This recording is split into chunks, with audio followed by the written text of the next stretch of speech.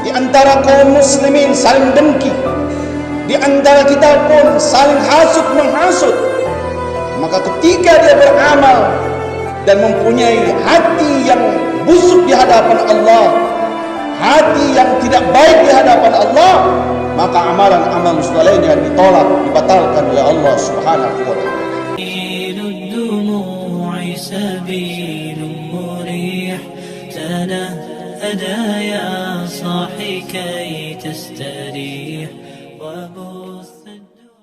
Sudah sepantasnya kita bermuhasabah diri dengan diberikan umur yang panjang oleh Allah Jalla Jalaluh. Sudahkah kita taat kepada Allah? Sudah sejauh mana tagarub ilallah kita dekat dengan Allah? Sudah sepantasnya lah kita sadar bahwa umur yang Allah berikan kepada kita, begitu banyak nikmat yang Allah berikan di dalam umur kita.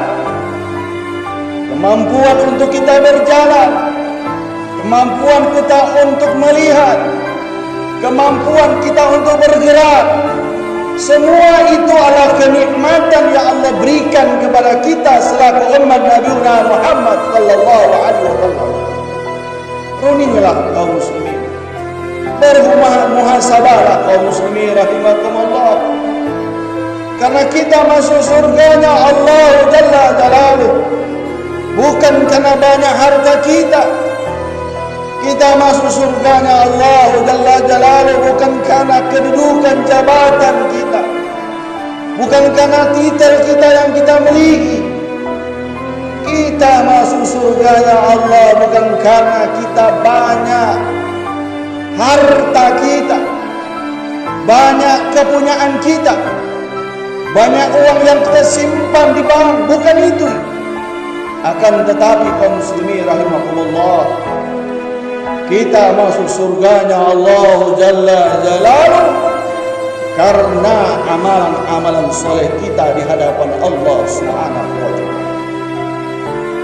Jangan berpikir bahwa kita banyak harta, kita berlimpah. Jangan berpikir karena kita punya jabatan dan kedudukan yang terhormat, kita mampu masuk surganya Allah Subhanahu wa taala. Punya titel yang banyak, punya harta yang banyak, kepunyaan yang banyak, uang yang banyak, harta yang banyak. Kalau semua itu kita gunakan hanya untuk nafsu kita, kita gunakan hanya karena dunia, maka semua itu tidak ada arti di hadapan Allah Subhanahu wa taala.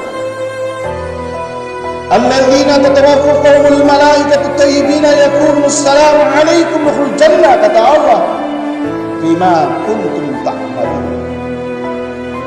Allah Subhanahu wa taala katakan, orang-orang yang diwafatkan dalam keadaan baik oleh para malaikat dengan mengatakan kepada mereka, salamun alaikum, masuklah kamu ke dalam surga itu disebabkan apa yang telah kamu kerjakan.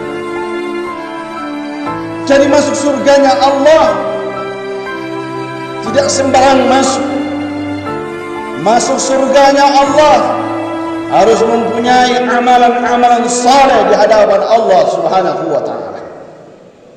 Apalagi kita hidup di akhir zaman, begitu banyak yang kita dapatkan fitnah di mana-mana yang terjadi di tengah-tengah umat Islam itu sendiri. Saling fitnah di antara kita. Para ulama saling menjatuhkan, para tokoh agama saling menghujat, di antara kaum muslimin saling dengki, di antara kita pun saling hasut menghasut.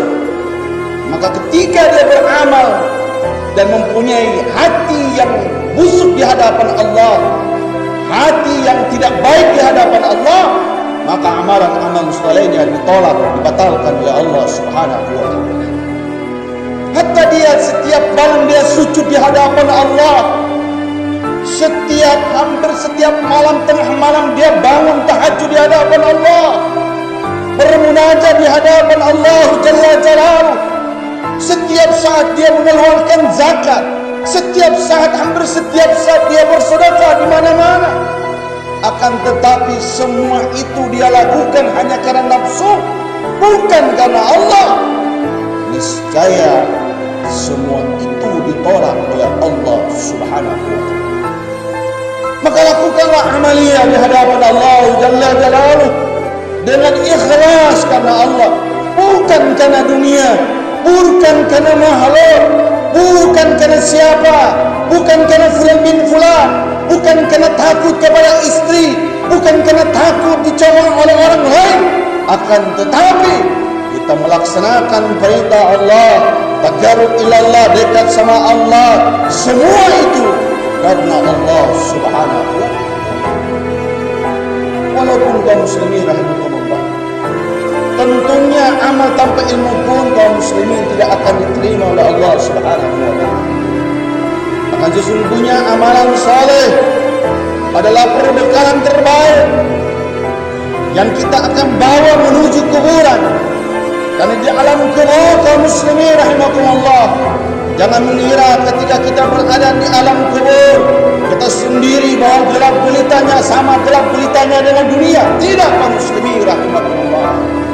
Imam Al-Ghazali katakan, di dalam alam kubur ketika kita sendirian, tidak ada satupun yang menemani kita. Alam kubur gelapnya tidak sama dengan gelapnya dunia. Di alam kubur kita sendirian, sebelah kanan ketika kita menengok adalah dindingnya adalah tanah, di bawah punggung kita, di atas kepala kita, semuanya dikelilingi dengan tanah. Tidak ada yang mampu menemani kita. Istri kita, harta kita, kedudukan kita yang terhormat, titel kita yang kita miliki di dunia, semua itu tidak ada arti di hadapan Allah Subhanahu wa Ta'ala. Lantas apa yang arti di hadapan Allah? Lantas apa yang bisa berarti di hadapan Allah Subhanahu wa Ta'ala?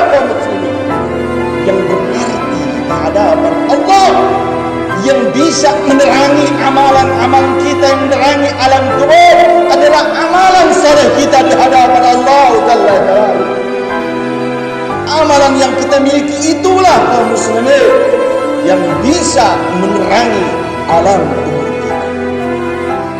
Kaum muslimin sidang Jumat yang dimuliakan oleh Allah Subhanahu wa Ta'ala, perbaikilah amalan-amalan saleh kita. Jika tadinya kita melaksanakan amalan-amalan saleh itu, contohnya kita melaksanakan salat 5 waktu sehari semalam, hanya diperintahkan oleh seorang istri, hanya karena kita mau dikatakan bahwa kita tidak taat sama Allah, kemudian kita laksanakan salat 5 waktu sehari semalam, maka salat itu tidak ada arti di hadapan Allah Subhanahu wa Ta'ala. Kenapa? Karena dia lebih takut kepada istri, dia lebih takut dicemooh orang lain, maka dilaksanakan perintah Allah Subhanahu wa Ta'ala. Perbaikilah amalan kita. Allah berikan kita umur yang panjang. Allah berikan kita puluhan umur yang sudah 60-an. Bahkan mungkin kita diberikan oleh Allah umur sampai dengan ratusan tahun Allah berikan kepada kita. Nikmat yang luar biasa Allah berikan. Tapi kaum muslimin rahimakumullah, di antara puluhan tahun umur kita Allah berikan kepada kita, yakinkah amalan saleh yang kita lakukan itu diterima oleh Allah Subhanahu wa Ta'ala? Belum tentu kaum muslimin rahimahullah. Mungkin di umur 60 tahun ataupun 50 tahun, selama kita beribadah di hadapan Allah, yang kita beribadah selama 50 tahun itu, kaum muslimin rahimahullah, dia laksanakan bukan karena Allah, akan tetapi sebaliknya dia laksanakan hanya karena dunia, takut kepada orang lain. Maka amalan-amalan salehnya ditolak oleh Allah Subhanahu wa Ta'ala. Kaum muslimin sidang Jumat yang dirahmati Allah Subhanahu wa Ta'ala, namun kaum muslimin, ada sesuatu yang lebih besar yang harus kita ingat bersama, yang harus kita pikirkan bersama. Setelah kita diberikan oleh Allah kemampuan untuk berzikir, setelah Allah memberikan kita kemampuan untuk salat, kemampuan untuk beramal saleh, ada satu tugas yang berat yang harus kita jaga. Apa itu kaum muslimin rahimahullah? Tugas itu adalah menjaga amalan-amalan saleh kita jangan sampai dibatalkan oleh Allah Subhanahu wa taala. Kasihan kaum muslimin rahimahullah, sungguh sangat kecewa kaum muslimin rahimahullah apabila kita sudah berumur 50 tahun, 60 tahun kemudian yaumul kiamat di padang mahsyar nanti, kemudian Allah perlihatkan amalan kita selama 50 tahun kita hidup. Allah perlihatkan amalan kita selama ratusan tahun kita hidup. Apa yang terjadi? Disaksikan oleh Rasulullah Muhammad sallallahu alaihi wasallam, amalan kita ditolak oleh Allah Subhanahu wa taala. Maka kita jaga amalan saleh.